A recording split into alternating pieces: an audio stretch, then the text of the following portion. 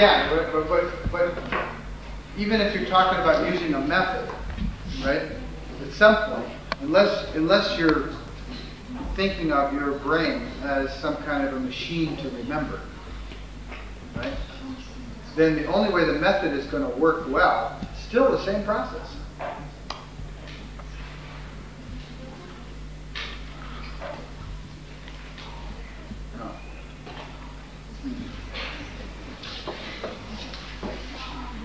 Yeah, I mean, a method is a tool. Yeah? How do you learn to use the tool best? Well, by figuring out what's working and what's not working in ever more subtle ways.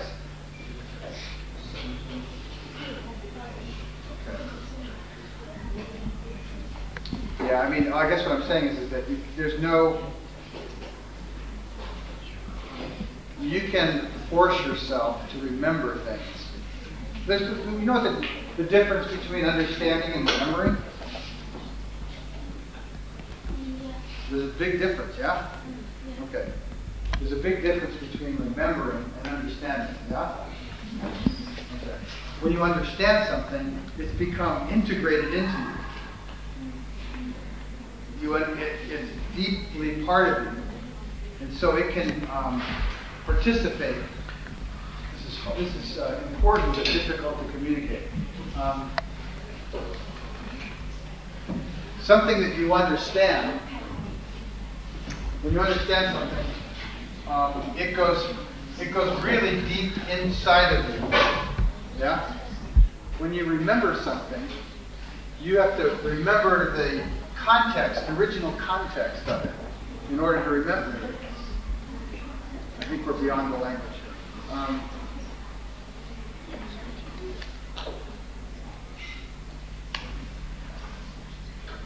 You ever heard of the term transfer of learning? Where you learn about something over here, in one area, and then later on, it pops up to help you with another one? You have that? Transfer, as we call it, transfer of learning. Where, see, something that you understand deeply can come into you at any time, in anything you're doing. Something that you remember only comes back when you're doing the same kind of thing. Yeah? Understanding is an entirely different process than remembering. And method can be used to remember things very well, but it can't help understand them as well as what we're talking about here. So if your objective as a student is to be able to remember things so you can pass the test and get through, then sometimes methods of remembering are very helpful. But if your intention is to understand something so deeply that it can be part of everything that you do thereafter, then you've got to learn. And the best way to learn is intimate with yourself. You have to be intimate with yourself. Because it won't help you to just remember it if you don't know how to apply it creatively in your living and working. I know that didn't fully and completely help you, but unless you come with some more questions for us to go into, I'll leave it there. Anybody else? Yes?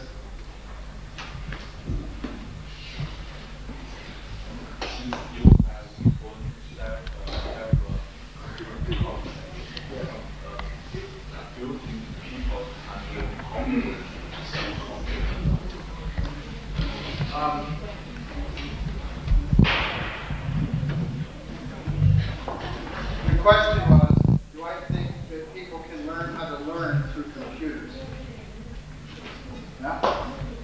By the way, before I go on to that question, it's kind of customary for me when I really want to understand somebody, especially if people who are speaking in soft, low voices, for me to want to get down and be on the same eye level with them. You know? And every time I've done that, everybody laughs, and I don't understand it.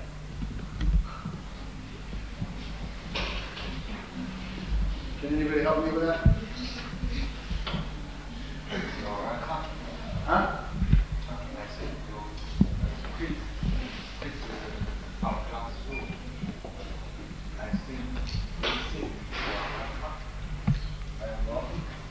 Oh.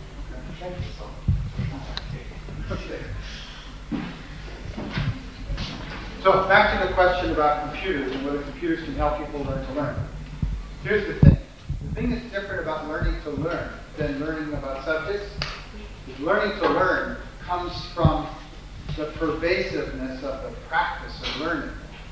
It's something that comes like, there's a difference between,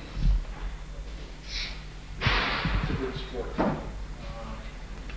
You guys go bowling? Bowling is a sport you're interested in? What's a good sport? You play soccer? You know American football? Right? These are sports, right? Now, you can read about them in a book.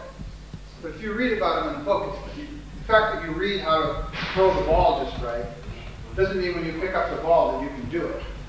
Right? The only way that you're going to be able to do it is by doing it. And learning to learn is that kind of learning. It's not something you can go, oh, now I get it, and I'm going to learn to learn from now on. Right? It only works by doing it. Now, so then the question becomes, how can I have environments around me that I can do it in? Right? Well, the best environment is the people environment. Right?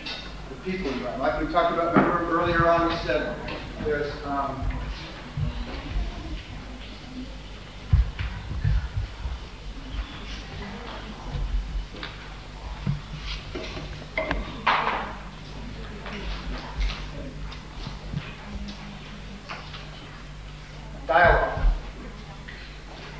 dialogue, right? Back and forth, dialogue. Together, same time, same place, feeling each other, seeing each other, right? Dialogue. That's the best. When we're not doing that, the computer's the next best. Because the computer, with the right software, can be right here, right on that edge. It's forever patient. It's not going to be impatient like a teacher who's thinking, well, when will you get this? Right? Very patient. And the computer can have pictures and alternate languages and examples and stories and change what's in front of the learner by the learner telling what works and what doesn't work. Right? So the computer can create, in my country, we have a machine, exercise machine. We call it a Nautilus. You ever hear of it here? Nautilus? Anyway, it's a machine that you put the human body in. You can exercise your legs, you can exercise your arms, your back, your shoulder, all these different things. You can exercise every part of the body. Right? You put different weights in it for here or there, or you put all these different weights in it, right? And you exercise your body. The computer can be like that for the mind, if the software's right. Right? So yes, I do think the computer can help us learn to learn. And in fact, I think that's why the computer was invented. That's what its destiny is, to do that. And that you know how you have cable television? You have cable television? TV. Box. Everybody watches. Okay. That before long, there's going to be a box on top of every television set.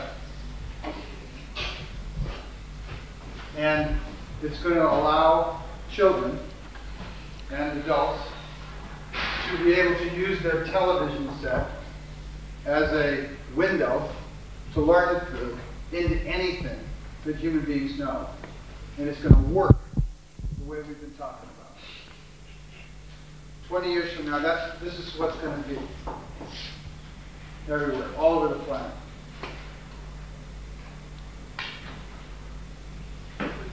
In your home,